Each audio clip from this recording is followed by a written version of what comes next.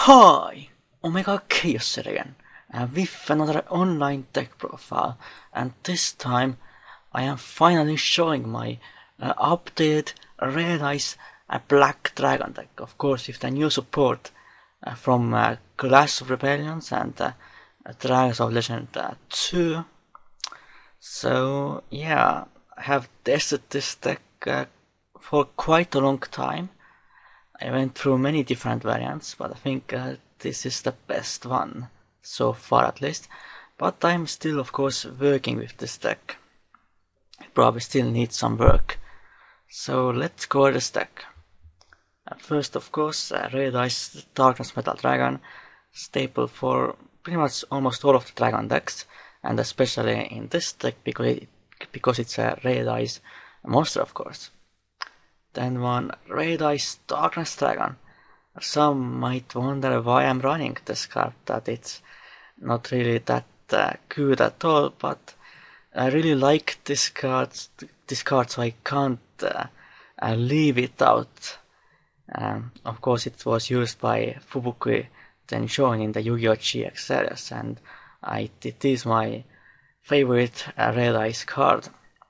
So basically you have to tribute a Red Eyes Black Dragon for it, and it gains 300 attack for each dragon type monster in the graveyard, so it can become very huge speeder, especially late in the game. So, but of course you don't want to throw it early, and of course it's searchable with a black metal dragon, so you don't need multiples of this card.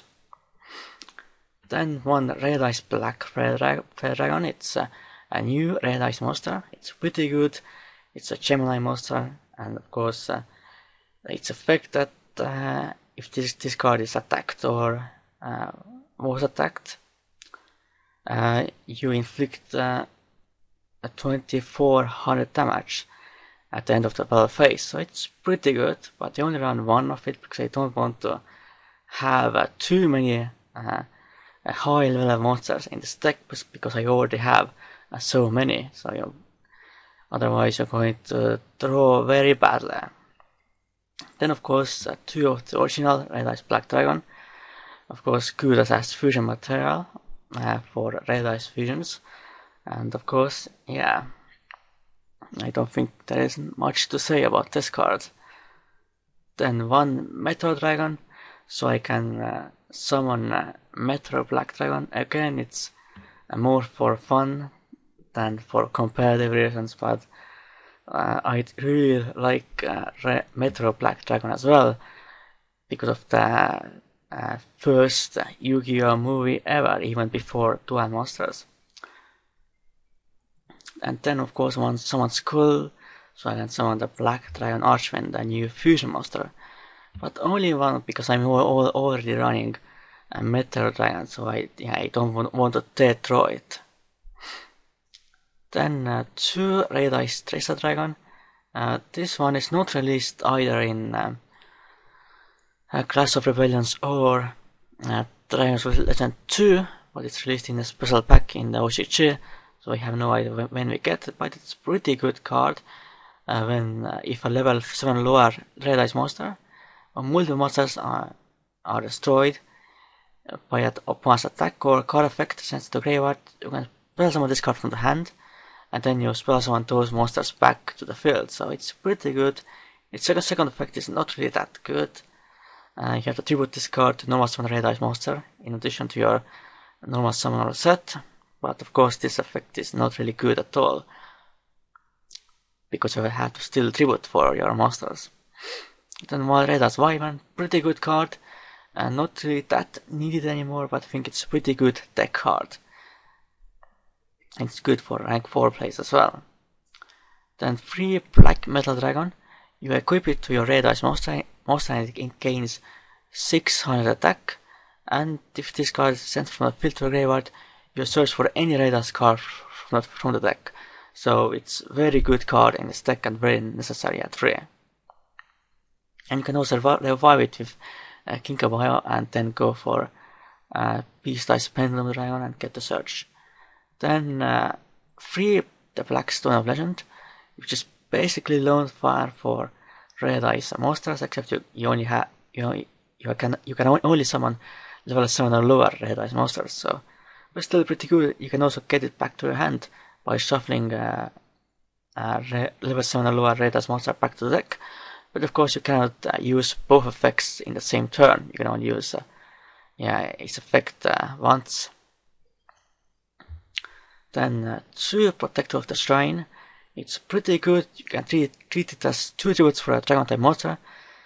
And if this card is in the graveyard or in the hand, you can spell summon it when a face-up dragon type monster is destroyed by card effect or being destroyed by battle. And if it was a dragon type normal monster, you can get one dragon type normal monster from the graveyard to your hand. So it's really good card in this deck. You can get 3 tribute fodder for your red eyes monsters and all that. And it's also good in other decks that like blue eyes white dragon as well. So yeah, it's not only good in red eyes decks. Then 2 Kinkabaya to revive my level 1 monsters like Black Metal Dragon or Black Stone of Legend. So it's really good, and it's a beast type monster, so I can easily go for Contact Fusion to a beast type Pendulum Dragon. So it's definitely a pretty good card in this deck. Then the spells. 2 Red Eyes Fusion, of course, really powerful card because I can use fusion materials from the deck as well. But it has a restriction that you cannot normal spell summon monsters except by discard effect during your turn you activate this card. So yeah, but it's still a really good summon of Black Dragon Archfiend or Meteor Black Dragon. But I only run 2 because of course only run 1 summon skull and all that. And you can really easily search it up with Black Metal Dragon, of course. And then 1 Dragon's Mirror. It's another way to summon out my fusions. But of course, I only run 1 because I don't really want to banish my monsters most of the time. And I can also go for first of all dragons with this card. Then 2 Dragon's Shrine to get your monster to the graveyard. Yeah, pretty good in this deck, I think. Then 2 Mystical Space Typhoon and 1 Raigeki. Then traps. 2 Red Eye Spirit. This comes out in Dragons of Legend 2. It pretty much revives a Red Eye monster from the graveyard. You can even revive your Red Eye Darkness Metal Dragon as well, so it's pretty good. Then 2 Return of Red Eyes. If you control Red Eyes monster, you can spell summon normal monsters from the graveyard. And if this card is destroyed by one's card effect, sent to graveyard, you can revive your Red Eyes monsters from the graveyard. So it's a really good card. Of course, for this card you need a Red Eyes monster on your side, so that can be difficult sometimes. But it's really good for your rank 7 plays as well.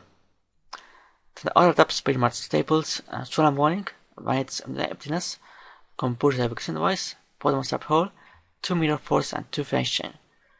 Now the extra deck, 2 Black Dragon Archfiend, a new fusion for Red Eyes. It's very powerful. It requires level 6 Archfiend normal monster and 1 Red Eyes normal monster. So basically your Red Eyes Black Dragon and Summon Skull. Because it's pretty much the only normal Archfiend monster. Because it's of course treated as Archfiend card always. And there's also another level 6 Archfiend normal monster, but it's weaker than Summon Skull, which is of course Piece of Talwar. So it's basically like an Armades, and it also can inflict 2400 damage after it has attacked by shuffling Red as a normal monster from the graveyard back to the deck. So it's definitely really powerful. Then 1 Meteor Black Dragon. Some also might wonder why I'm running this card. It is just a beta basically, but I think it's pretty good because it has a 3500 attack, so get over something really big. And because of course I really like this card. Then 1 First of the Dragons. Of course it requires 2 normal monsters and it's of unaffected unaffected by monster effects that cannot be destroyed by battle except by normal monsters, so can be really good. Then 2 Beast Eyes Pendulum Dragon, because you can easily revive your Dark Dragons with Ginkabaya, so and then conduct fusion into Beast Eyes Pendulum Dragon, which is basically 3 doesn't attack Peter. You can only really inflict 400 damage with this card, which is definitely not a lot, but it's still pretty good. Then Cheese Monsters, 2 Red Eyes Flare Metal Dragon, very powerful card. It requires 2 level 7, so it's generic. It cannot be destroyed by card effects while it has access material, and each time your opponent activates a card or effect while it has access material, it inflicts 500 damage for each card pretty much, and once per turn during either player's turn, that's one access material to revive Red Eyes normal monster from the graveyard, so it's a pretty nice card. Then other rank 7 elements, because it's not hard to summon rank 7s in this deck. Number 74, Master of Blades, number 11, Big Eye, and Mega Fan of Sack. Then rank 4s, you can sometimes summon Costal, Skyboss Musketeer, of course the best rank 4, and one Daigusta Emerald, just because of course I run a lot of normal monsters in this deck. And there are a few rank 1s, number 39 Utopia Roots and Slacker Magician, because of course this deck runs quite a lot of level 1 monsters like Black Stone of Legend and Black Metal Dragon. So this was my updated Red Eyes Black Dragon deck. I am very glad that finally Red Eyes has got a lot of new support. It now has even more support than Blue Eyes White Dragon. But even with new support, this deck is still not competitive. It has a lot of consistency problems. Because of that, you can throw a lot of high level monsters and all that, which you cannot do much with. You can of course run the Throw engine with the Card of Red Jewel, but the thing is you have to run even more high level monsters in that case, and I don't really want to do that. So this is it for this deck profile. I hope you enjoyed it. For now, goodbye and Omega Khaos out.